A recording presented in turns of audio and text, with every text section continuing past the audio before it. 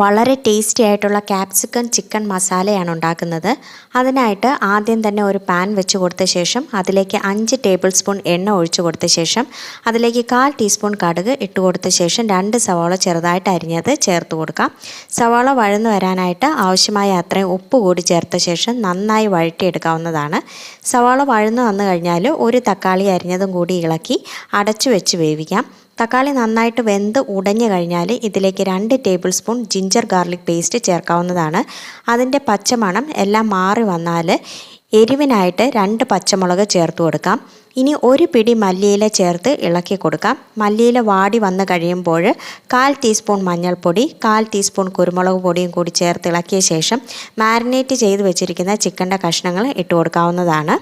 Chicken 1/4 teaspoon മഞ്ഞൾപ്പൊടി, 1/4 teaspoon കുരുമുളക് പൊടി, 1/2 teaspoon Kashmiri chilli powder, 1/4 teaspoon എരിവുള്ള മുളക് പൊടി, 1 ടീസ്പൂൺ വീട്ടിൽ തന്നെ പൊടിച്ചെടുത്ത ഗരം മസാല, 2 ടേബിൾ സ്പൂൺ തൈരും ആവശ്യത്തിന് ഉപ്പും കൂടി ചേർത്ത് മാരിനേറ്റ് ചെയ്ത് അരമണിക്കൂർ വെച്ചിരുന്നതാണ്.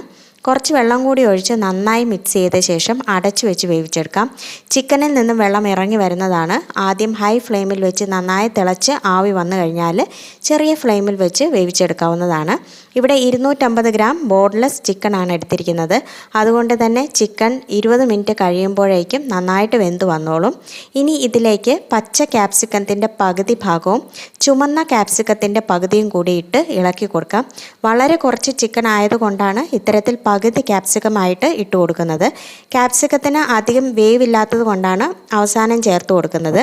ഇനി 1 ടേബിൾ സ്പൂൺ പെരിഞ്ജീരകം, 1/2 ടീസ്പൂൺ ജീരകം, 6 കുരുമുളക്, 3 കഷ്ണം കറുവപ്പട്ട, 2 തക്കോലം, 8 ഗ്രാമ്പു ഇതെല്ലാം കൂടിയിട്ട് മിക്സിയുടെ ജാറിൽ നല്ലതുപോലെ പൊടിച്ചെടുക്കണം. ഇതിനെ ചിക്കൻ കറിയിലേക്ക് ചേർത്ത് കൊടുത്ത ശേഷം 10 കശുവണ്ടി വെള്ളത്തിലിട്ട് കുതിർത്തത് ഇത്രയും വെള്ളത്തോടു കൂടി തന്നെ അരച്ചെടുത്ത് ചിക്കനിലേക്ക് ചേർത്ത് ഇളക്കി ഇതിലെ വെള്ളമൊക്കെ വറ്റി കശുവണ്ടിയിലെ പച്ച രുചിയൊക്കെ മാറി നല്ലൊരു മസാലയായിട്ട് ചിക്കനിലേക്ക് പിടിച്ചു വരണം. നന്നായി വറ്റി ഏകദേശം ഡ്രൈ ആയിട്ട് വരുമ്പോൾ ഒരു പിടി മല്ലിയില കൂടിയിട്ട് ഇളക്കി ഫ്ലെയിം ഓഫ് ചെയ്യാവുന്ന. ഇതിൻ്റെ ഏറ്റവും നല്ല കോമ്പിനേഷൻ നെയ്ച്ചോറാണ്. നെയ്ച്ചോറിൻ്റെ റെസിപ്പി ഇതിൻ്റെ തൊട്ട് മുമ്പിലത്തെ വീഡിയോ ആയിട്ട് അപ്ലോഡ് ചെയ്തിട്ടുണ്ട്. കാണാത്തവരുണ്ടെങ്കിൽ അതൊന്ന് കണ്ടു നോക്കണേ. വീഡിയോ ഇഷ്ടമായെങ്കിൽ ലൈക്കും ഷെയറും ചെയ്യുന്നതിനോടൊപ്പം ചാനൽ സബ്സ്ക്രൈബ് ചെയ്യാനും മറക്കരുത്. ബെൽ ബട്ടൺ കൂടി ഇനേബിൾ ചെയ്തോളൂ. മറ്റൊരു നല്ലൊരു വിഭവമായി മറ്റൊരു അവസരത്തിൽ വീണ്ടും കാണാം. താങ്ക്